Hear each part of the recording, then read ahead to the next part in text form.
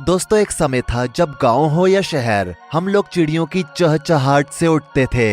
हालांकि अब वो जगह अलार्म क्लॉक्स ने ले ली है। इन चिड़ियों में सबसे ऊपर गौराया का नाम आता है, लेकिन अब ये गौराया लगभग विलुप्ति की कगार पर है। गौराया उन पक्षियों में से एक है जो कि इंसानों की सबसे अच्छी दोस्त मानी जाती है और हमारे बचपन में हमारे घरों में ही हमारे साथ रहा करती थी। वो बात अलग है कि जब से हम इंसान अपनी कमाई में मशरूफ हो गए हैं, तब से हमने इन चिड़ियों का साथ पूरी तरह से छोड़ दिया है और हम भूल भी गए हैं कि गौरैया नाम की कोई चिड़िया भी होती है। The royal society for the protection of birds के हालिया सर्वे के मुताबिक पिछले 40 सालों में सभी पक्षियों की संख्या में बढ़ोतरी हुई है, लेकिन भारत में गौरैया की संख्या में लगभग 75% तक कमी आई है। वैसे तो दोस्तों, दुनिया भर में गौरैया की लगभग 26 प्रजातियां पाई जाती हैं, जिनमें से 5 तरह की प्रजातियां भारत में देखने को मिलती हैं, लेकिन अब ये लगभग विलुप्ति की कगार पर है। पर आखिर ऐसा क्या हुआ जो इन सभी गौरैया की विलुप्ति का कारण बना, और क्या आने वाले समय में ये गौरैया पूरी तरह से इस दुनिया से खत्म हो जाएंगी? आइए जानने की कोशिश करते हैं आज के इस वीडियो में। दोस्तों, गौरैया के विलुप्त होने में हम इंसानों का ही हाथ है। एक समय था जब हमारे हाथ खोलते ही गौरैया हमारे हाथों पर आकर बैठ जाती थी, लेकिन हमारे ही कारण अब ये विलुप्ति की कगार पर हैं। शहरों के विस्तार के कारण शहरों से अब 80% तक चिड़ियाएं खत्म हो चुकी हैं और पूरी दुनिया में मौजूद गौरैया की आबादी की 90% गौरैया अब खत्म हो चुकी हैं। गौरैया की आबादी खत्म होने में हमारे द्वारा लगाए गए मोबाइल टावर्स का नाम सबसे ऊपर आता है। जी हाँ दोस्तों, वही मोबाइल टावर्स जिनकी मदद से हम हमारे डिजिटल वर्क्स को ज्यादा तेजी से कर पाते हैं। ये टावर्स हम इंसानों के लिए तो नुकसानदायक हैं ही, लेकिन साथ ही ये टावर्स इन बेजुबानों के लिए भी काल साबित हो रहे हैं। इन मोबाइल टावर से निकलने वाली रेडिएशन इन बेजुबान पक्षियों के दिमाग को पूरी तरह से खोखला कर देती है। ये टावर्स नॉन एनओसी रेडिएशन छोड़ते हैं, जो कि एक इलेक्ट्रोमैग्नेटिक रेज होती है, यानी जो फ्रीक्वेंसी माइक्रोवेव में होती है, और ये रेडिएशन हमारे मोबाइल से निकलती है। ये टावर्स जहाँ लगे होते हैं उस जगह में रेडिएशन ज्यादा होने की वजह से ये पक्षियों के दिमाग को नुकसान पहुँचाती है। बार बार पक्षियों के इनके संपर्क में आने पर पक्षी दम तोड़ देते हैं। अब ऐसे में एक चीज आप समझिए कि इन टावर से फायदा हमें होता है, तो इसकी सजा इन बेजुबान पक्षियों को क्यों मिल रही है? गौरैया के खत्म होने में दूसरा सबसे बड़ा कारण है घरों का पूरी तरह से बंद होना। दोस्तों, जैसा कि हमने हमारे बचपन में देखा है कि गौरैया हमारे घरों में ही घोंसले बनाती थी। अगर हमारे घर में 3 कमरे होते थे तो वो तीनों कमरों में अलग अलग घोंसले बनाकर रहती थी। और जैसा कि हमने आपको शुरुआत में बताया कि गौरैया हम इंसानों की सबसे अच्छी दोस्त होती है, इसलिए ये गौरैया हमारे घरों में ही घोंसले बनाकर रहती थी। इससे इनके अंडों और बच्चों को बाहरी पशु पक्षियों से किसी भी तरह का कोई खतरा नहीं होता था और उनके बच्चे सुरक्षित रहते थे।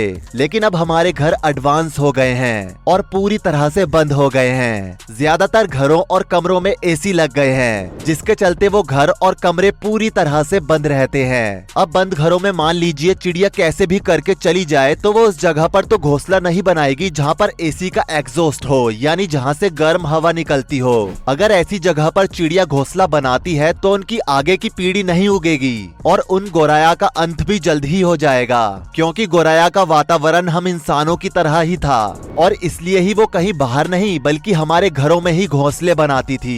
दोस्तों, इसके बाद इन पक्षियों के खत्म होने में जो सबसे बड़ा कारण है वो है अनाजों में कीटनाशक दवा का छिड़काव करना। जिस अनाज को हम खाते हैं उसे ही बड़ा करने के लिए उसमें पेस्टिसाइड और यूरिया डाला जाता है, यानी कि जहर तो हम लोग भी खा रहे हैं, लेकिन हम लोगों का बड़ा शरीर होने की वजह से ये हमारे ऊपर इतना इफेक्ट नहीं करता है, लेकिन ये हमारी औसतन उम्र को कम जरूर कर रहा है। इसलिए ही इस यूरिया को स्लो पॉइजन भी कहा जाता है और ऐसे में इन नन्ही चिड़ियों पर यह बहुत ही ज्यादा असर करता है। अब जब यूरिया को पेड़ पौधों पर छिड़का जाता है तो वहाँ ये कीटनाशक नीचे जमीन तक पहुँच जाता है और मिट्टी में मौजूद केंचुओं और छोटे मोटे कीड़े मकोड़ों तक ये दवा पहुँच जाती है, जिसके चलते ये छोटे मोटे कीड़े मकोड़े भी लगभग खत्म हो चुके हैं। और अगर कहीं कहीं पर बचे भी हैं तो ऐसे में चिड़िया के नवजात बच्चों के विंग्स को जल्दी डेवलप करने के लिए चिड़िया उन्हें यही कीड़े मकोड़े खिलाती है और जब बच्चे इन कीड़े मकोड़ों को खाते हैं तो उनकी भी उम्र कम हो जाती है। कभी कभी जब फसल में यूरिया या कीटनाशक की मात्रा ज्यादा हो जाती है तो छोटे छोटे से इन चिड़िया के बच्चों की बॉडी इन कीड़ों में मौजूद यूरिया को झेल नहीं पाती है और उनकी मौत हो जाती है।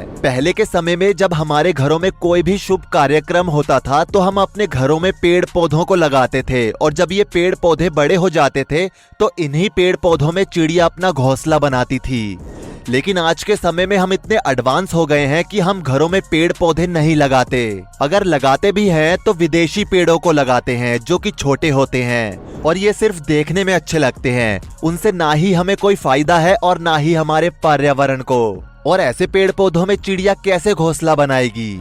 चलिए, हम लोग अपने घरों में पेड़ पौधे नहीं लगा सकते, कोई बात नहीं, लेकिन हम लोग इतने मतलबी हो चुके हैं कि अगर कहीं पर पेड़ पौधे लगे भी हैं तो उन्हें भी काट रहे हैं और उन पेड़ पौधों से अपने घरों के दरवाजे, खिड़कियां और फर्नीचर वगैरह न जाने क्या क्या बनवाते रहते हैं। बाकी जहां पर भी जंगल बने हैं वहां पर नई नई कंपनीज खुल रही हैं और वहां के पेड़ पौधों का पूरी तरह से सफाया किया जा रहा है, जिसके चलते अब अगर ये गोरैया अपना घर बनाए भी तो बनाए कहाँ, रहे तो रहे कहाँ, अपने बच्चों के लिए घोंसलों का निर्माण कहाँ पर करे? क्योंकि जो एरिया कभी किसी समय पर हम इंसानों से अछूता था उन जगहों पर भी अब हाईवेज बन रहे हैं, रोडों का विस्तार हो रहा है, जिसके चलते उन रोडों पर जितने भी पेड़ पौधे हुआ करते थे जो कि थके हुए इंसानों का और बेजुबान पक्षियों का सहारा बनते थे, आज उन्हें भी काट दिया जा रहा है। दोस्तों, हमारे देश की जनसंख्या लगातार बढ़ती ही जा रही है। किसी समय पर भारत दुनिया में सबसे ज्यादा आबादी के मामले में दूसरे स्थान पर आता था, पर अब भारत ने चाइना को जनसंख्या के मामले में पीछे छोड़ दिया है और दुनिया में सबसे ज्यादा आबादी वाला देश बन गया है। अब जब आबादी बढ़ रही है तो जाहिर सी बात है कि लोगों को रहने के लिए घर चाहिए होंगे।